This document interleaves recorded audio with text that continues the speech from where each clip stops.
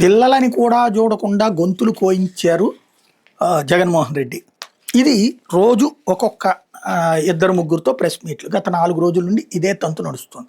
Jagan press conference పెట్టి నేనే రక్తపాత రాజకీయాలు చేస్తుంటే మా తాత చనిపోయినటువంటి వాడు ఎట్లా బతుకుంటాడు అన్నటువంటి పాయింట్ బిగిన్ చేశాక ఆ పార్థసారథి రెడ్డి ప్రెస్ మీట్లు ఇంటర్వ్యూలతో బిగిన్ చేసి 1 by 1 అందరితో లేదు వీళ్ళందరూ రక్తపాతమే రాక్షసత్వమే అన్నట్టు. ఒకవేళ నిజమే అనుకుందాం, రాజశేఖర రెడ్డి దుర్మార్గుడే, జగన్మోహన్ రెడ్డి దుర్మార్గుడే, వీళ్ళు కత్తులు పట్టుకుని కనబడ్డ వాళ్ళందరినీ పొడి చేస్తారు, చంపేస్తుంటారు వాళ్ళకి ఇష్టం లేకపోతే అనుకుందాం. అదే నిజమే అనుకుందాం. ఈ దేశంలో ఈ రాష్ట్రంలో కాంగ్రెస్ తర్వాత అత్యధిక కాలం పరిపాలించిన పార్టీ ఏది? తెలుగుదేశమే కదా. ఎన్టీ రామారావు ఎందుకు వదిలేశాడు? చంద్రబాబు నాయుడు ఎందుకు వదిలేశాడు? మరి ఆ రోజునే కేసులు పెట్టి అరెస్ట్ చేసి జైల్లో పెట్టి ఉండాల్సింది కదా. అప్పుడు అసలు ఈ రాజకీయాల్లోకి వచ్చేవాళ్ళు కాదు కదా, వచ్చిన వాళ్ళు కూడా అక్కడే ముగిసిపోయేది కదా.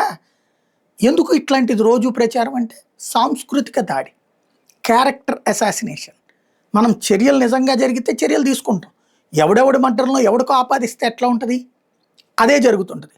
ఇప్పుడు జగన్ని కత్తితో పొడిచినా సరే అతను నాటకం ఆడాడు, జగన్ని రాయితో కొట్టి తలకి దెబ్బ తగిలినా సరే అతనే నాటకం ఆడుకుంటాడు. చంద్రబాబు మీద చీకట్లో రాయేస్తే ఎవరో అక్కడ ఉన్నటువంటి ఆయన సెక్యూరిటీకి తగిలిన చంద్రబాబు మీద హత్యా ప్రయత్నమే. అదే సందర్భంలో చంద్రబాబుని ఎవరన్నా ఏదన్నా అంటే కనుక హత్యా ప్రయత్నమే. జగన్ని జైల్లో పెట్టిస్తేనేమో అది అవినీతికి అంతం చేయడం, చంద్రబాబుని జైల్లో పెట్టిస్తేనేమో హింసాత్మకం కావాలని చెప్పి చేస్తున్నటువంటి దృక్పథం. మన పేపర్లు, మన టీవీలు, మన సోషల్ మీడియా, మనకు అనుకూలంగా ఉండే అనలిస్టుల ద్వారా ఎన్ని రోజులైనా మాట్లాడుకోవచ్చు, ఎన్ని రోజులైనా నాటకాలు ఆడచ్చు. కానీ ఒకటే ఒక్క సూటి ప్రశ్న, 83 నుంచి 89 దాకా 6 సంవత్సరాలు, 94 నుంచి 2004 దాకా 10 సంవత్సరాలు, 16, 16 సంవత్సరాలు, మొన్న ఒక 4 ఏళ్ళు 20 ఏళ్ళు, ఇప్పుడు ఒక 2 ఏళ్ళు 22 ఏళ్ళు. 22 ఏళ్లలో చూస్తా కూర్చున్నారా? అప్పటికి పోనీ వీళ్ళంత పుడుంగిలు కూడా కాదు కదా రాజశేఖర రెడ్డిని అప్పుడు అరెస్ట్ చేయడానికి, లేదా జగన్మోహన్ రెడ్డిని చేయడానికి. ఎందుకని మరి ఆ రోజున మర్డర్ కేసుల్లో వాళ్ళని పట్టుకోలే? ఎక్కడో ఎందుకు? వివేకానంద రెడ్డి మర్డర్ కేసులో గొడ్డలే అంటే ఇప్పుడు గొడ్డల పార్టీ అంటున్నారు.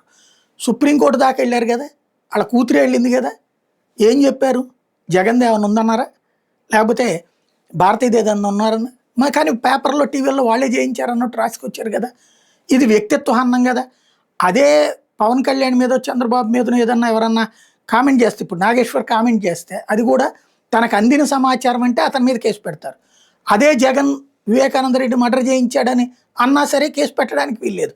పైగా అందులో తప్పే ఉందని మాట్లాడతారు. ఏంటంటే మన ఇష్టం, మనం ఎలా చెప్తే అట్లా ప్రజలు వినాలి, సచ్చినట్టు అనేటటువంటి మమతా బెనర్జీ ద్వారా, స్టాలిన్ ద్వారా సాగిపోతుంది ఆంధ్రాలో.